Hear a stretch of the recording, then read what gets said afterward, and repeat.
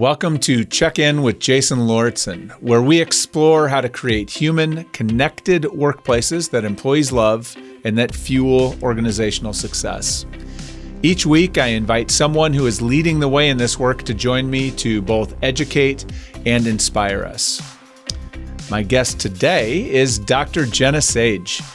Jenna wears many hats professionally, as you'll learn. She is the Director of Organizational Wellness and Wellbeing at Ultimate Medical Academy.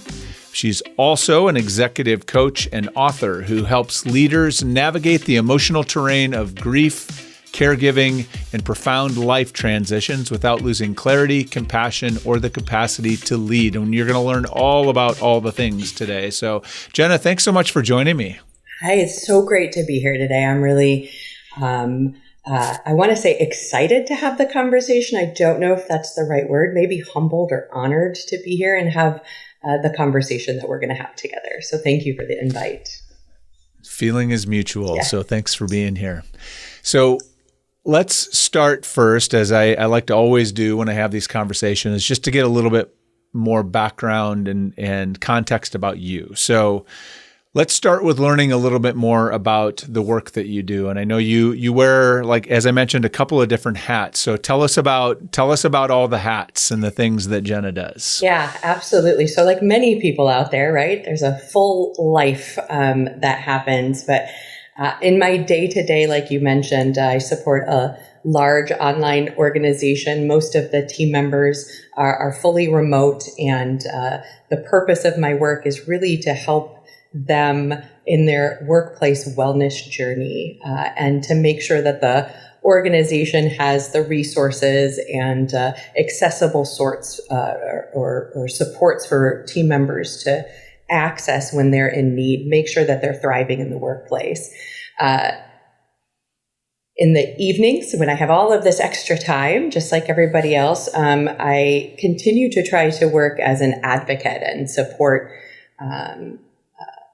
people in the community. I have a nonprofit organization that I run. I do executive coaching and coaching for starting professionals. I work on several boards, work as a speaker, again, to kind of share my voice, and I've authored several books. But really the most important hat that I wear on a regular basis and every single day above and beyond all of that is I'm a caregiver. I support my loved one, my husband, who has terminal cancer. And so that journey has been a huge influence in a lot of the other work that I do. And so, again, I think it's a conversation that's important for us to have, and I'm looking forward to us really diving deeper into it. For sure. And so before we, and today we're going to talk a lot about kind of supporting sort of I guess the lens of how do we support people who are navigating through loss in the workplace. We're going to talk about that. Prior to you obviously getting to that, obviously you have been on the journey of are interested in wellness and well-being and that kind of work for a long time. Like, I'm curious, how did you find your way there? I'm always interested in kind of the origin story of first, how did you get into that work? Absolutely. So, right, I think everybody's familiar with the meme where everybody kind of understands success like as a straight line, but really it's this like curvy, wavy way to get to everything. And that's definitely been my career journey. But I really started early on as a classroom teacher, and I was supporting students at the time who were diagnosed with emotional behavioral disabilities. And in supporting those students and their other teachers and their families, what I was exposed to and came to understand was a lot of trauma and neglect and mental health issues and needs. And it fueled a passion in me to, like I said, be a voice for those who don't often have a voice in that space. So I ended up getting a doctoral degree in special education, and really focused kind of the first part of my career in supporting students and families and teachers, and made a jump out of public education as a life and career move at a time that was important for me, for a lot of reasons that we'll probably talk more about. But ultimately, that took me to a role where I was able to transform that into supporting employees and transferring that work in the reality that all of us live these really whole and complex and complicated lives that are full of ups and downs and ebbs and flows, light and dark. And not a lot of organizations have somebody who's there to support employees along that path and ensure that there are resources and talk about things that are difficult to talk about. And so it has really, again, kind of fueled this, not just opportunity, but passion to talk about some of the more difficult things. Because what I have come to understand is life has those challenges and we can't prevent them from happening. So it's better to have preventative mechanisms and to have resilient strategies and coping skills. And my career has given me an opportunity to continue to build that toolbox. And then my lived experience as a caregiver has just like polished every one of those tools up or sharpened every one of them for me so that I know how to apply them and use them. And now I just want to share that with more people. Yeah. Yeah. It's almost like sometimes your story reminds me of, sometimes you hear people say that's like that your background, sort of your journey prepares you. It's like, it's almost like you were preparing for this thing that was going to happen in your life. Or the other side of it is the universe is like, hey, I know you think you have this figured out. Let me drop this thing on you and see, let's learn how this actually works. Let's get into it. So it's really, I think, interesting the intersection of all of that. So let's it feels like let's transition. That feels like the right time to do that. And so when you and I connected, as oftentimes, when I have a guest that we're exploring kind of what we want to talk about when we get together. And I don't know that I knew going into our conversation where we were going or what we were going to talk about. And then as you and I were talking, you were like, here's the thing I really want to talk about. And it's, about how do we support people through loss at work? And it's grounded in my own experience as a caregiver for my husband. And it was like, okay, this is going to be a different kind of conversation than what we often have, but it feels like a really important conversation because I know like when I think about this, I certainly don't have any answers when it comes to this and have been around that. I've heard people talk about this. I've heard people that have been on other sides of it. And so this is all sort of born out of your own personal experience. You hinted at it, but I would love for you to kind of share the journey. Take us back to kind of how you, you and your husband's journey and what that looks like, and then kind of how that brings us to today and kind of where you're at in that. And I think then because what you had shared with me, just for context as people are listening, is you said, hey, this is what happened.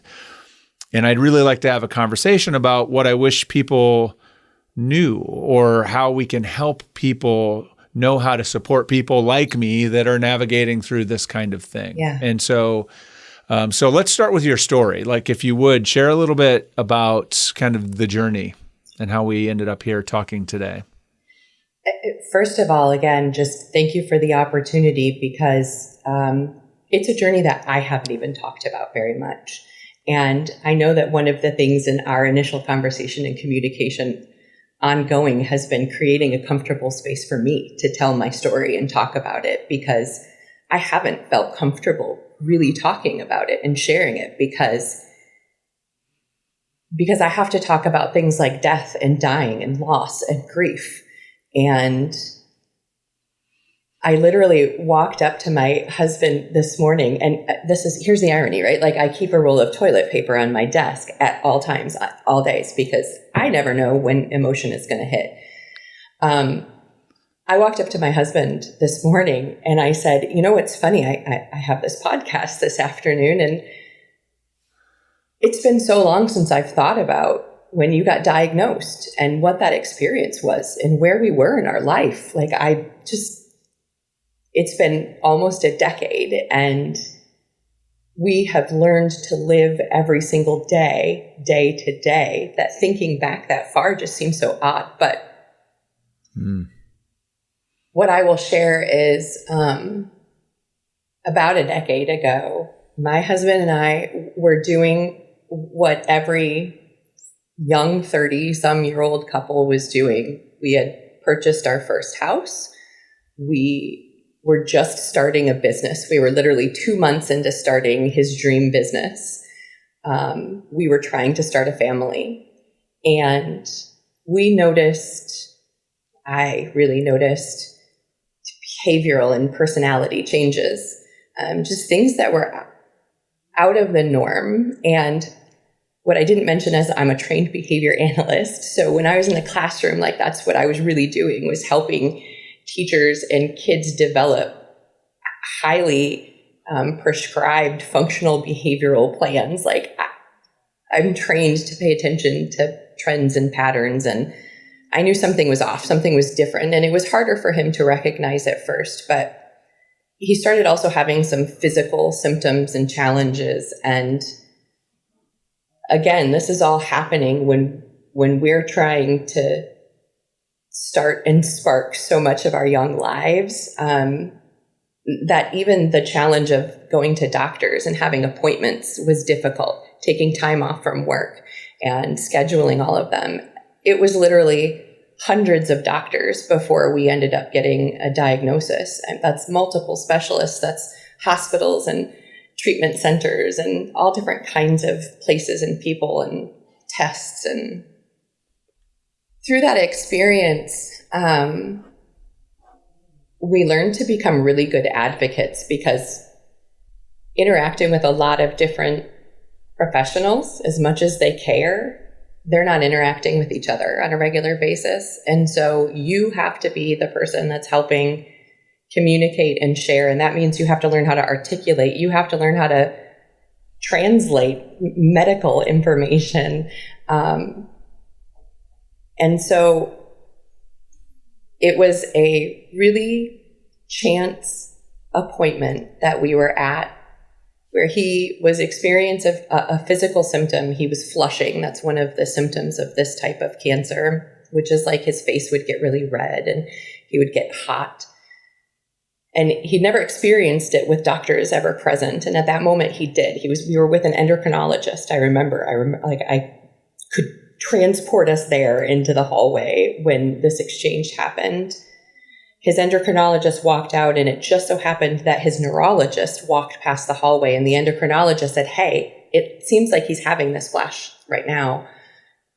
Neurologist came in and they chit-chat, they order a test, and 2 weeks later, we're sitting in his primary care doctor's office, and he opens a manila folder, and he says, "You have cancer."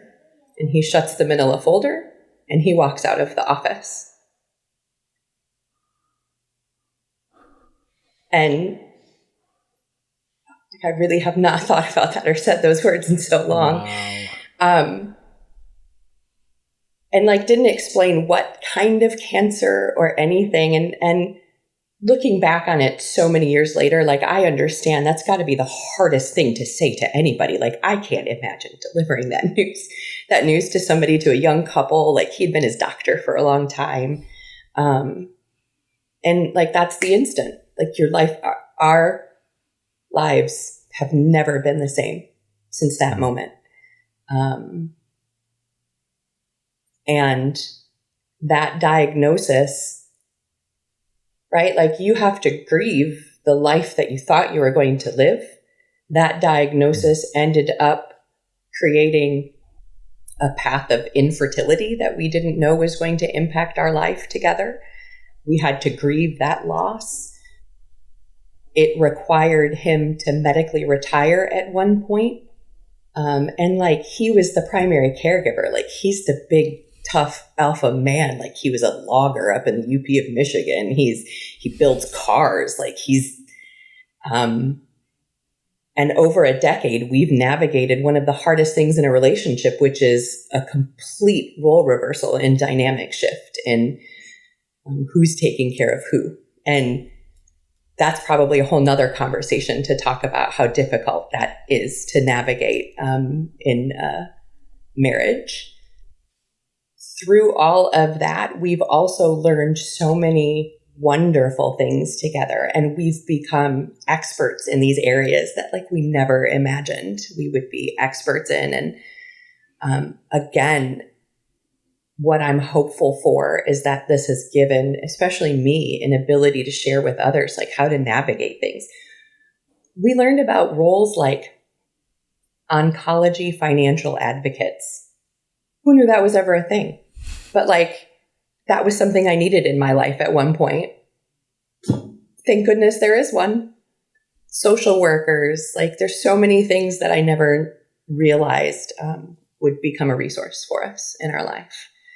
So, here we are like a decade later. And I mean, I've said goodbye to him. We have had celebrations of life because it has felt like it's the end.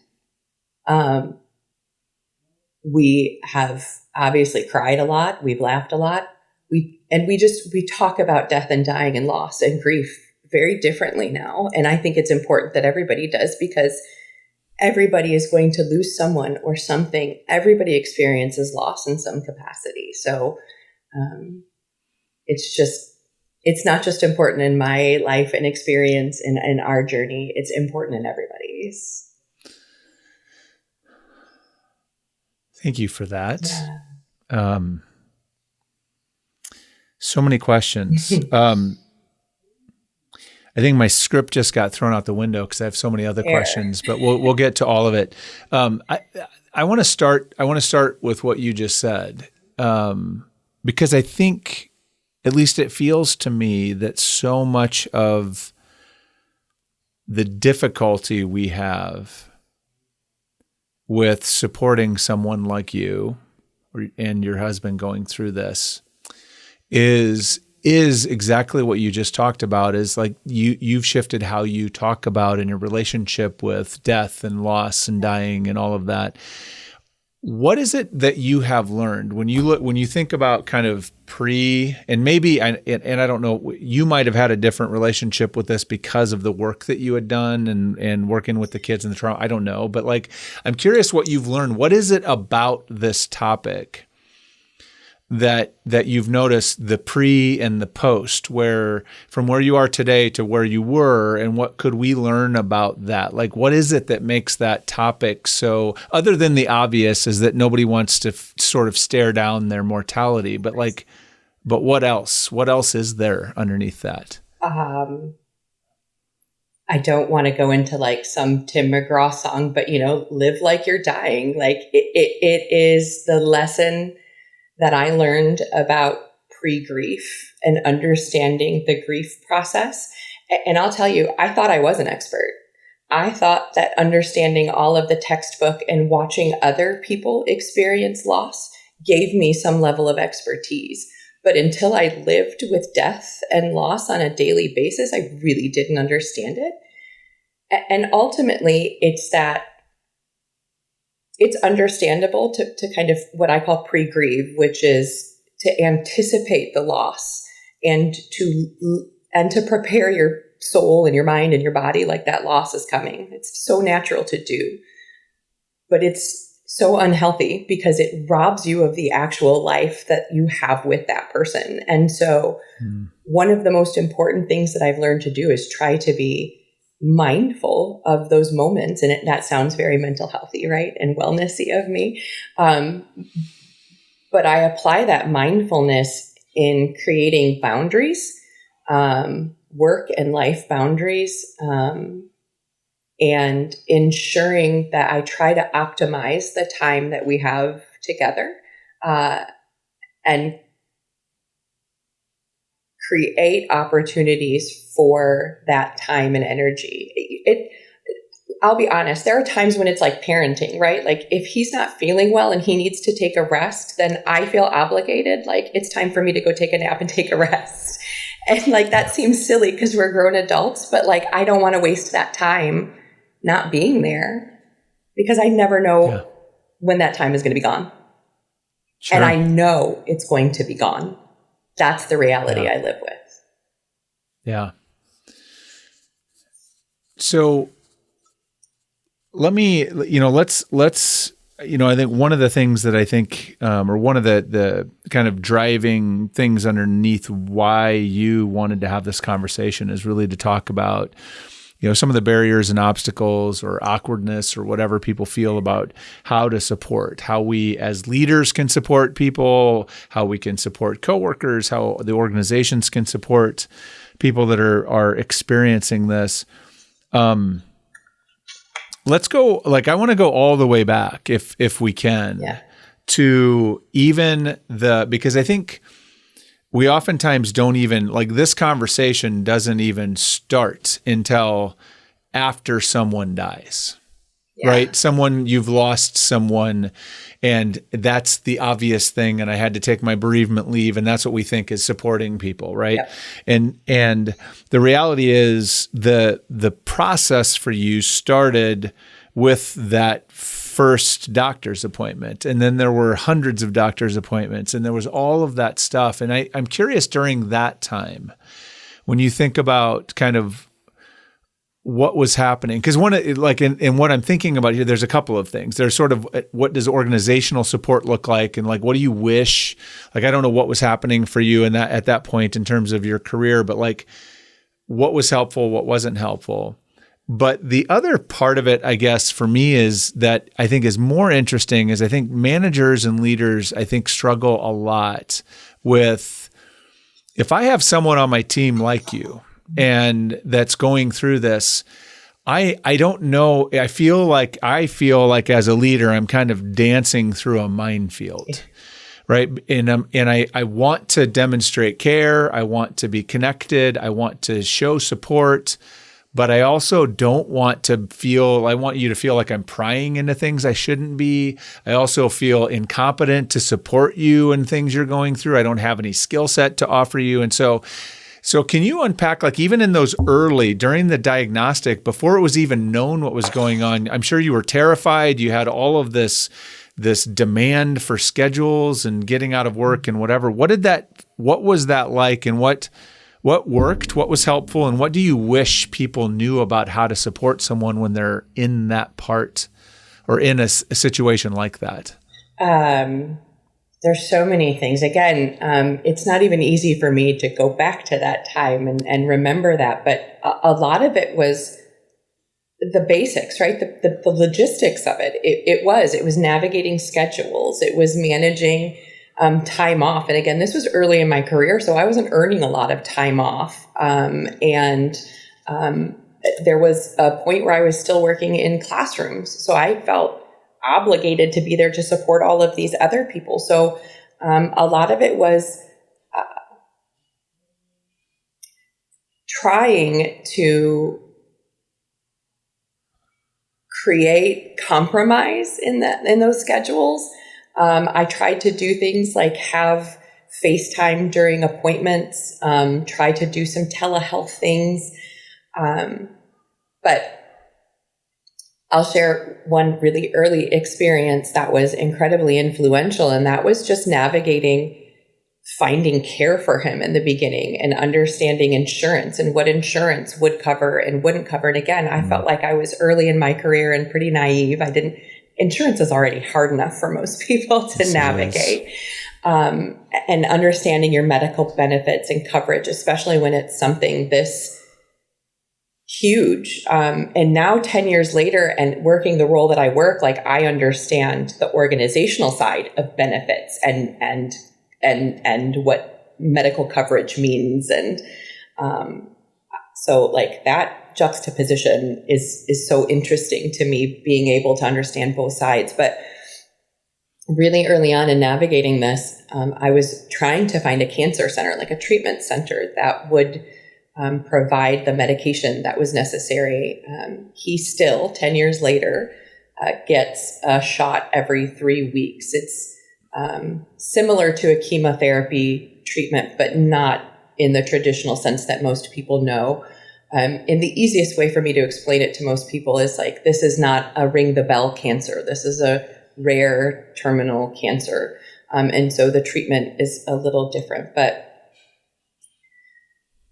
I wasn't finding anybody that would take my insurance. And that was terrifying because I felt useless. Like I felt like I wasn't able to provide for the person that I cared for the most. And I didn't know how to navigate that because I couldn't just leave my job. That would make it even more difficult. And I was sitting in my office with a coworker at the time on a lunch break, and I called literally the last number on the list of treatment centers that our insurance, that were in network. And when that woman picked up the phone and I explained the situation, I remember so vividly her saying, "It's okay, honey. We're going to take care of you. We're going to take care of you." And when I tell you the loyalty that we have, like that is still the treatment center that he goes to because they took care of us. They helped me navigate. And it wasn't even just like, hey, he needs this shot. It was, we need specialists. We need to understand how to get help. Again, like finances, there's so many things. And they walked us through a lot of it. And so what I will say is it takes a lot of persistence, and I'm lucky that I did have that training and background to know how to kind of be an advocate and stand up and be that voice. And I know so many people don't know how to do that, and it's scary to do that. It's scary to talk to doctors. It's scary to not know and to not have the answers. And so again, what I know is there are more and more people who are navigating a similar journey to me. And in this day and age, it feels like families, it's almost impossible for them to not have some experience around not just cancer, but again, just grief and loss. That it's important to have a level of understanding. And understanding is not the same thing as pity and honestly, what I'll say is like empathy, sympathy, none of it. Like just have understanding, just compassion. One of the most important things in our experience has just been people's silence. So actually, I want to go back because I want you like to kind of specifically talk about if I'm a leader, if I'm a manager and I have someone on my team, give me some, like, what has been helpful, what is helpful, what is not helpful that managers think might be helpful. Like, can you break that down a little bit? Because I think that's where people get crippled. And when they get crippled or they don't feel confident, they just avoid the conversation. So true. Or you know what I mean? And so can you give us some guidelines? What's helpful in this situation? Absolutely. So first and foremost, like as a leader, especially, you are not obligated to be somebody's therapist or counselor. Like let that go. You don't have to fix their problems. If somebody wants to disclose and share because it's impacting their work schedule or the functioning of their job, then listen to them and know your benefits and resources. So be a user of your employee assistance program or any other supplemental resources or supports that are out there. Understand your benefits or know who to guide that person to get help with their benefits. If there's a service or a person at your organization, don't feel like you have to have all of the answers. I think is one of the most important things. Like lift that burden from yourself. I never expected anybody. I didn't have the answers. I didn't expect any of my leaders to have the answers. I just expected grace. Just know that I'm not going to know how to show up sometimes. today, I didn't my husband literally walked through the door and walked out the door. Right now, I have no idea. Did he need something? Did he forget something? I have there's a little pit in my stomach that's still I'm going to text him right away afterwards to make sure. So that level of just grace and flexibility is so important. I don't know what's going to happen from day to day. If he's going to feel sick, if I'm not going to feel well, if I'm not going to have the energy, or if I'm just going to feel agitated or scared, those are real things. Again, I keep a roll of tissue paper on my desk. Yeah. Because I just don't know how I might show up each day. So that flexibility is really helpful. I think some of the other realities, and listen, this is if you're a leader or if you're a friend, this just as a human. And I think you experienced this. This is day to day to me. So I will often say, my husband has a rare terminal cancer. And almost always people's response is, I'm so sorry. Oh, I'm so sorry. And that, I know where that comes from. I understand that. Rooted, human, yes. But I don't want you to feel sorry. That's not the feeling that we want, that I want. I know it's not the feeling that he wants. All we need is a thank you for sharing, or I heard you. That's, or just if you're there, a hand on a shoulder, a hug if it's a friend. Again, you're not expected to have the answers. I think one of the other difficult things that I've really navigated, again, in personal and professional life, is setting those boundaries. So family time, obviously, my time with him, I mentioned that, is so important. So networking events, after work events, I don't go to those. And that limits me professionally, and I know that. Those are important. But that was a boundary that I set for myself early, and I've learned to articulate it better and better to leaders and managers. But at first, it probably comes off as standoffish or not team-oriented. But that's definitely never the intention, right? And so having an understanding about that, and again, I've learned how to say that better. But those boundaries are really valuable, and that time is important. And then the last one I'll throw out there, Jason, is everyone's Aunt Susie's uncle's cousin's first removed, brother's uncle has some miracle remedy or cure. And yoga isn't going to fix this. There's no magic drink. And so if I'm sharing, it's not to get advice back. Trust me, we have tried every remedy. We have researched every cure. I would fly him to the moon and back if I knew that was going to fix this. I am a fixer.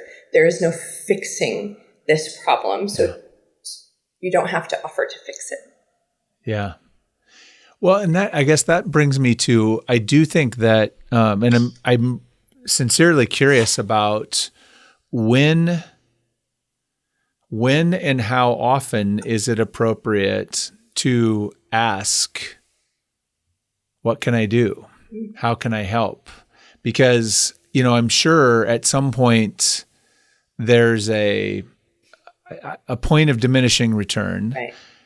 But as a manager, you want to, if you care, you want to continue to demonstrate, I'm here, I want to provide support, but I don't want you to feel like also the only thing I see about you is this situation that you are navigating. And so how have you found, and how do you advise leaders when you're coaching them to find that balance with someone?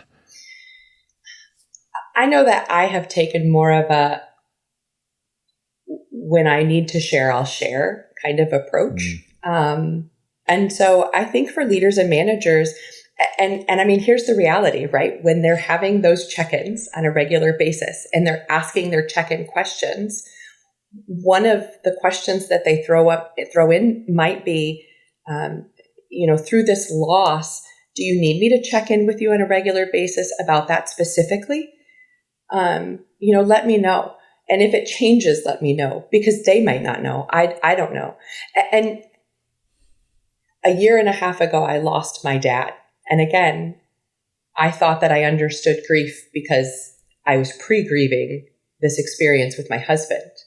But then when I lost my dad, grief exploded in a completely different way and impacted, again, my perspective and my focus. And so that required me to talk to my leadership and managers different. And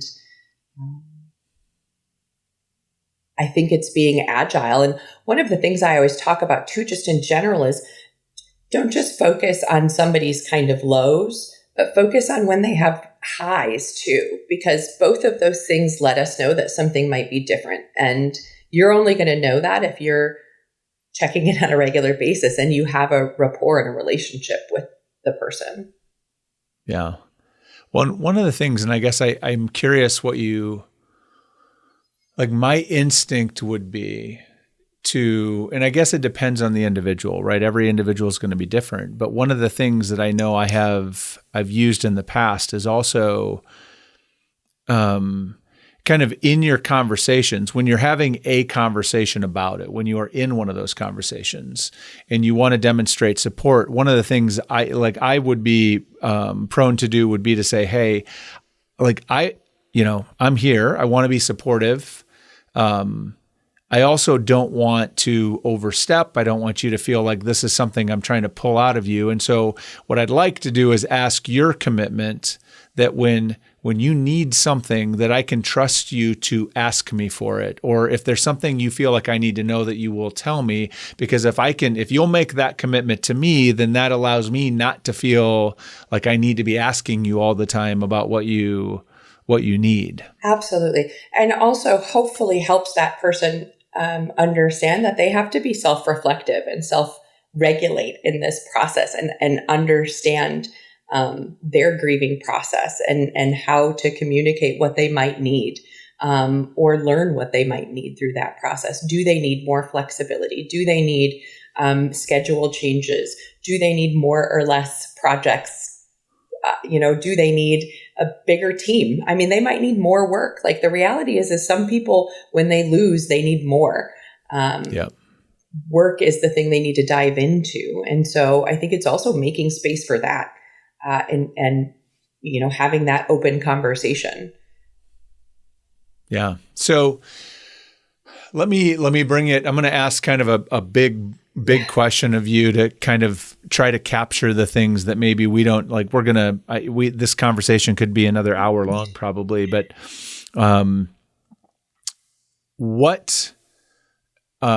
based on your experience over the last, 5 years, 10 years, what are the three biggest things that organizations are doing wrong today relative to supporting employees in loss? And in each of those three, what should they be doing instead? I didn't warn you that I was going to ask this question, so I'm going to count on you to roll with me here. Keep me on track on this one. I will say one of the first things is not talking about it, right? So they're not having conversations just in general about mental health, wellness, grief, loss, and being open about those conversations. So the first thing I would do is find a champion or someone in your organization with expertise, or hire out a consultant, contact me, but start having conversations about death, dying, loss, grief, caregiving, right? Like there are so many different kinds of caregivers, and there are a lot of dynamics about what goes into how they might need support and help. So I would definitely say that would be one thing. The other thing is, look at your bereavement policy. Like, when is the last time organizations really took a heartfelt and compassionate look at what their bereavement policy is? And I did a nice, AI ChatGPT search earlier. What is the most common bereavement policy across the United States? It is still 3 to 5 days. And what I can tell you is, sure, you might be able to plan and have a funeral in 3 to 5 days, but you are not grieving loss in 3 to 5 days, especially it's loss of a loved one, even loss of promotion, loss of a pet, loss of an identity. That takes more than 3 to 5 days. And you don't get bereavement for any of those because there isn't a death certificate, right? So is there an opportunity to build compassion or buffers in that policy. And maybe there aren't, but just opening the conversation, I think, is such an important place for organizations and workplaces to go. Jenna, can I interrupt you on that one just to ask, because I've talked with someone else recently about this, and they were saying, to your earlier point, it's like, this is one of those really interesting places where it's like the bereavement policy is basically giving you time off to handle some business, right? It's time off to do whatever, but it's not really designed around what it is that you need, right? Because some people, to the point you just made, there are people that like, they don't want to be off. They want to be at work around people because that's what's helping them hang on to the earth right now. They need therapy, right? That's what they need, somebody to help them through it. They need a support group. They need whatever. And so it would be interesting if bereavement policy got completely kind of blown up and replaced with kind of like a loss support policy or something that had some flexibility in it for employees to get what they actually needed when it happened. Absolutely. Like coaching and support. Somebody who understands that you can have open conversations with. Absolutely. You know, one of the most valuable resources that I have found through this entire process has been Facebook social groups, like support groups. Because they've gone through the same experience, right? They've become kind of doctors in their own right in researching their diagnoses and reading through radiology reports, and having that validation from another group of people is incredibly helpful. Are you going to get that in the workplace? Probably not, but could the workplace help you find peer support groups or navigate to that? Absolutely. Yeah. Absolutely. And again, have clinicians have a program with a vendor where they can get additional psychology or psychiatry support for a period of time. Yes, that all should be happening. Awesome. Well, those are two really good, really big ones. Do you have a third one you want to throw on the table? Oh gosh. I don't think anything really comes to mind other than sharing things like this, like have time and space to invite people in to have the conversation. And again, just be open to it. I think especially as leaders, if you are in the C-suite and you've experienced loss, be transparent, be vulnerable, have conversations about it.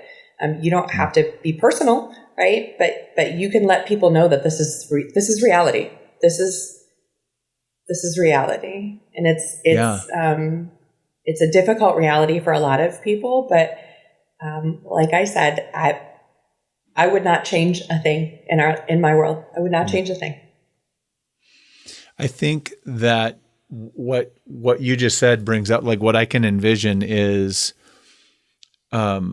an opportunity inside of organizations to do some training or offer up some resources to employees and leaders and managers on how to support someone who is going through loss or is grieving or is navigating through really difficult times, like giving people tools on how to be in relationship with those people in a way that's helpful and supportive. Because I think most people come from a good place. We come from a good place and we say the wrong thing because we don't know what to say, because nobody has ever told us what to say. And so that the cycle gets repeated over and over and over and over again. And so it would be nice to interrupt that cycle. And I can see, like, Dr. Jenna leading the charge on this. So I'm ready. All right. Let's have the conversation. If you're an organization, like, invite me and let's keep talking about this. Let's continue to do this. I would be inspired if in the future this weren't taboo and we weren't sweeping death and dying and loss under the rug, especially in the workplace. Well, you already answered the last question, I think, that I normally have, which is what do you hope work will look like differently in 5 years? And you already just did that, I think. So let's land this. Let's land this conversation. I am curious. This feels really appropriate today. I do a one-word checkout as we end all these conversation. And so, Jenna, in one word, how are you feeling as we wrap up this conversation? Empowered. Hmm. Yeah. For me, it's grateful. Oh, thank you. On many levels. So thank you. So Jenna, I feel, again, like you said at the very beginning, I feel grateful and honored that you had this conversation with me. I feel like this is a really important and useful conversation that we just had. So I'm excited to share this. If people want to find you, if they want to connect with you, to learn more about you, to follow you, to maybe reach out and just say how grateful they are for you sharing this, where do they find you? How can they connect with you? Absolutely. The two best ways are on my LinkedIn. So look me up, Dr. Jenna Sage. You can find me there. I continue to share words of inspiration and a little bit about my journey on LinkedIn. And then my website, www.beself.ist. Be selfist, which is this idea that we should be investing in ourselves. And again, this is a topic that we need to continue to invest in so that we have the strength and the resilience and the ability to be grateful for all that life throws at us. So I hope that people connect. Well, thank you. I hope they do too. I am really grateful, really, really grateful that you were here with me today. So thank you, Jenna. I appreciate it. And thank you for listening. I hope you are inspired, moved to go back and take action, to do something within your organization, to make your organization better, more supportive, more friendly towards those employees that are going through some tough things, because there's more than you think. And so let's make room for them. Let's support them. Let's do better, because we can do better. Jenna's going to lead us on that journey, I think. And as I close, as I always remind you, please, please, please check in with those who matter most to you. I said we may only have today, maybe the most important thing that you do today. So go do it now, and I'll see you next time.